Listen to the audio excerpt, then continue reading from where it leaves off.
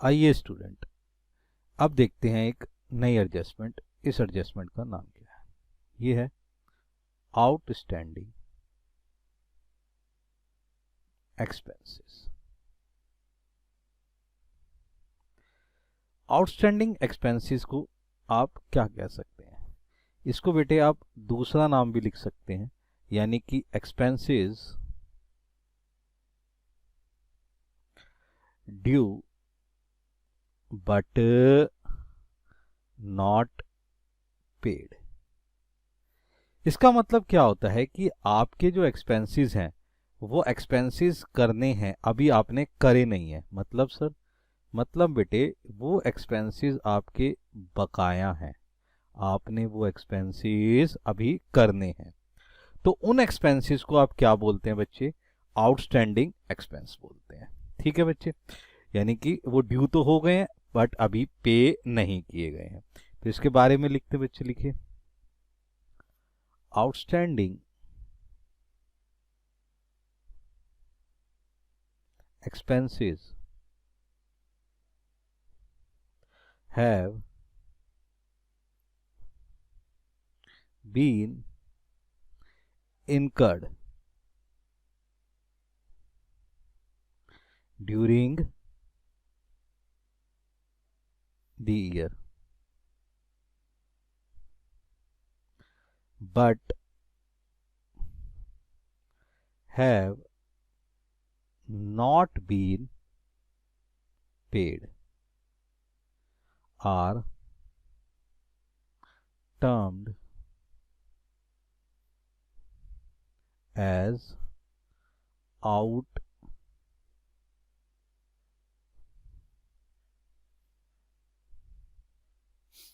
outstanding expenses।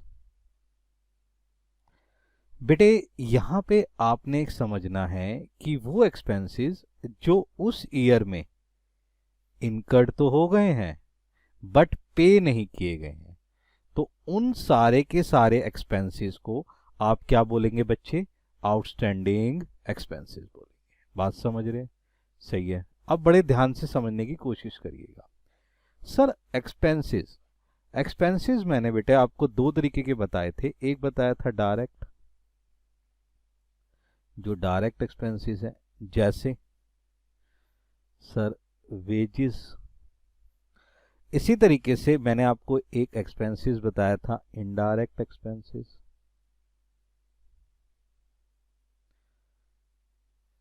बेटे ये indirect expenses, ये क्या हो गया? जैसे रेंट। अब बड़े ही ध्यान से समझने की कोशिश करिएगा। जो वेजेस है, वेजेस तो आपको पता है वो किस का हिस्सा है? सर वो तो ट्रेडिंग अकाउंट में आता है। और रेंट, रेंट बेटे आपका प्रॉफिट एंड लॉस अकाउंट में आता है। यानी कि आपके एक्सपेंसेस कोई भी बकाया रह सकते हैं, चाहे तो वो ट्रेडिंग अकाउंट के हो, चाहे वो प्रॉफिट एंड लॉस अकाउंट के हो। उन टर्म्स को आपने समझना है। तो वो आउटस्टैंडिंग एक्सपेंसेस दोनों तरीके के हो सकते हैं। बात समझ रहे हैं? तो ये जो एक्सपेंसेस होते हैं, इन एक्सपेंसेस की एक एडजस्टमेंट एंट्री होती है। उस एडजस्टमेंट एंट्री को समझते हैं बच्चे। ये एडजस्टमेंट एंट्री आपकी होती है बच्चे expenses account debit to outstanding expenses account. बच्चे ये एडजस्टमेंट एंट्री हम पास करते हैं। अच्छा, इस एडजस्टमेंट एंट्री में एक्सपेंसेस, एक्सपेंसेस मेरे बच्चे क्या क्या हो सकते हैं? सर वेजेस हो सकता है, रेंट हो सकता है। तो अगर वेजेस आउटस्टैंडिंग है तो आप क्या करेंगे? Wages account debit to outstanding expense account. बात समझ रहे हैं? सर इसका नरेशन क्या होगा? इसका नरेशन है मेरे बेटे being the unpaid expenses provided. ठीक है बेटा, ये जो एक्सपेंसेस होते हैं ये आउटस्टैंडिंग एक्सपेंस होते हैं, जिसके लिए हमने ये एंट्री पास आउट करनी होती है। अब इसका फाइनल अकाउंट पे किस तरीके से ट्रीटमेंट किया जाता है वो हम समझते हैं बच्चे। देखिए ध्यान से, पहला तरीका समझो कि सर पहले तरीके में कैसे। आपके पास इस तरीके से क्वेश्चन दे रखा होगा, इस क्वेश्चन के अंदर आपको ट्रायल बैलेंस गिवन होगा, ट्रायल बैलेंस में लिखा होगा वेजेस, कोई भी डायरेक्ट एक्सपेंसेस, वो डायरेक्ट एक्सपेंसेस मान लो आपको दे रखे हैं 700, ठीक है। दूसरा एक्सपेंस मान लो बेटे रेंट, ये आपका इनडायरेक्ट एक्सपेंस हो गया, ये मान लो आपके पास है 1700, ठीक है बच्चे, बात समझ में आ गई। अब आपको जो एडजस्टमेंट दे रखी है वो एडजस्टमेंट आपको क्या दे रखा होगा, ट्रायल बैलेंस से दूसरी साइड यानी कि नीचे की तरफ दे रखा होगा। क्या लिखा होगा, आउटस्टैंडिंग वेजेस इज 300 और आपके पास आउटस्टैंडिंग रेंट है आपके पास 1300। ये आउटस्टैंडिंग रेंट दे रखा है और इस तरीके से आपको एडजस्टमेंट दे रखी है। अब इस एडजस्टमेंट को बेटे ध्यान रखिएगा हमेशा, जो आपको नीचे एडजस्टमेंट दे रखी है इनके दो इफेक्ट देखते हैं कि कहाँ कहाँ होंगे। तो सबसे पहले जब आप इसका आंसर्स करेंगे तो जैसे आप आंसर करेंगे, जैसे ये वाला जो हिस्सा है वेजेस, ये बेटे कहाँ आता है, ट्रेडिंग अकाउंट में, और ये वाला कहाँ आएगा बच्चे, प्रॉफिट एंड लॉस अकाउंट में, क्योंकि डायरेक्ट है।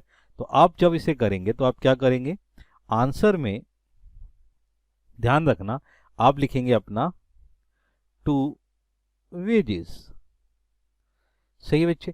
इसी में ऐड करेंगे बेटा आउटस्टैंडिंग वेजेस, तो आपके पास वेजेस है 700 और आउटस्टैंडिंग वेजेस है 300, तो आप यहीं पे लिखेंगे सर 700 और 300, इसका सम क्या करेंगे बाहर 1000 रुपीज, ये आपकी तरीके से आ गया। अब ये जो आउटस्टैंडिंग वेजेस है ना बेटा, ये आउटस्टैंडिंग वेजेस का सेकंड इफेक्ट कहाँ जाएगा आपका, ये जाएगा बच्चे बैलेंस शीट में। तो आपने अभी एक्सपेंसेस तो पे करे नहीं है, नहीं करे तो बेटा लायबिलिटी होगी ना, तो आउटस्टैंडिंग वेजेस कितना 300 रुपीज, क्लियर हो गया बच्चे। इसी तरीके से आपके पास जो सेकंड एक्सपेंस है वो क्या है, रेंट। ये रेंट कहाँ है सर, प्रॉफिट एंड लॉस का हिस्सा, तो प्रॉफिट एंड लॉस में और 1300 इसका आउटस्टैंडिंग है। अब हम क्या करेंगे, इसको लिखेंगे, यहां लिखेंगे टू रेंट, कितना बच्चे 1700, यहां आप ऐड करेंगे आउटस्टैंडिंग रेंट, ये कितना मेरे बच्चे 1300, इसको ऐड करेंगे, तो ऐड करने के बाद आपका ये कितना बना 3000। अब इसका जो सेकंड इफेक्ट है आउटस्टैंडिंग रेंट का, वो कहां जाएगा बच्चे, वो जाएगा सर लायबिलिटी के अंदर, आउटस्टैंडिंग रेंट कितना 1300।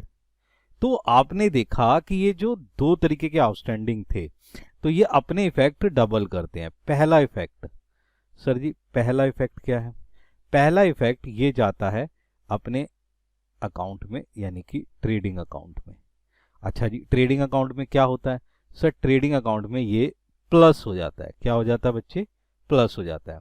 और सेकंड क्या करता है, ये सेकंड जाता है ये बैलेंस शीट के अंदर।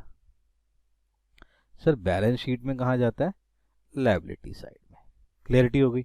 इसी तरीके से आपके पास ये जो रेंट है ये सबसे पहले कहाँ जाता है सर, पहले जाता है ये प्रॉफिट एंड लॉस अकाउंट में, जहां जाके ये क्या हो जाता है, प्लस हो जाता है।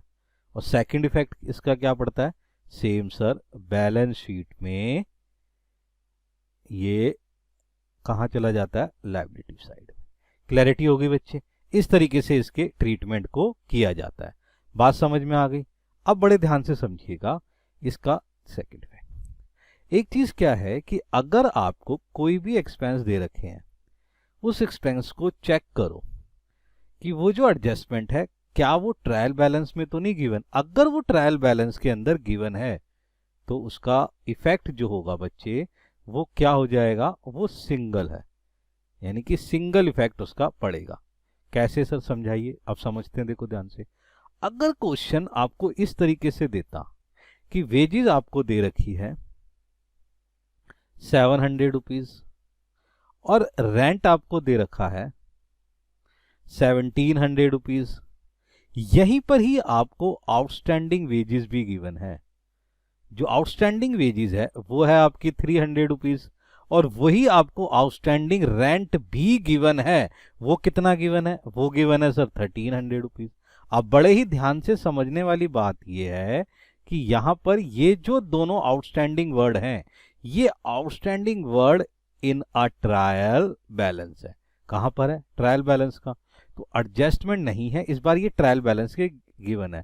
इसका मतलब ये एंट्री पास आउट हो चुकी है। इसका एक सिंगल इफेक्ट जाएगा जो हमें पास करना है। तो बच्चे इस तरीके की ट्रीटमेंट को आप कैसे करेंगे? इसको बेटे ध्यान रखेंगे कि आपने यहां पर लिखना है टू वेजेस। आपकी वेजेस कितनी थी? 700 रुपीज। और यहां पर लिखना है टू रेंट, ये कितना है आपका? 1700। बच्चे यहां पर आप किसी भी तरीके से आउटस्टैंडिंग वाली चीज को एड अप नहीं करेंगे। सर फिर ये जो आउटस्टैंडिंग है वो कहां जाएगा? ये डायरेक्ट बेटे बैलेंस शीट में चला जाएगा लायबिलिटी साइड पर। तो आप क्या लिखेंगे? आउटस्टैंडिंग वेजेस और आउटस्टैंडिंग रेंट। तो आपके पास जो आउटस्टैंडिंग वेजेस है 300 और ये 1300, ये आपने दिखाना है। तो यहां दिखाएंगे 300 और यहां दिखाएंगे 1300। तो ये ध्यान रखने वाली बात है कि आपके पास कोई भी चीज अगर इन अ ट्रायल बैलेंस है तो उसकी ट्रीटमेंट सिंगल होगी, वो आपकी सीधी बैलेंस शीट में जाएगी। बात समझ में आ गया? इस तरीके से अब आप इसकी प्रैक्टिस करिए बच्चे।